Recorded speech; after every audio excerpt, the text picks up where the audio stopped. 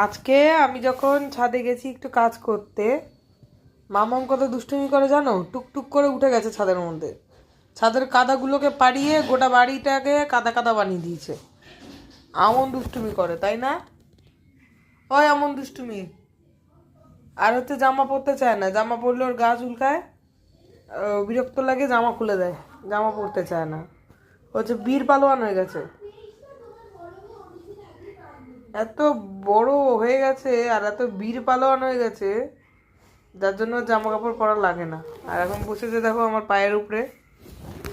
আমি কালকে তোমাদেরকে দেখাবো যে আমাদের তিনতলার ছাদের মধ্যে সমস্ত গাছ টাছগুলো আমি তুলে দিয়েছি আর সুন্দর করে সাজিয়ে দিয়েছি।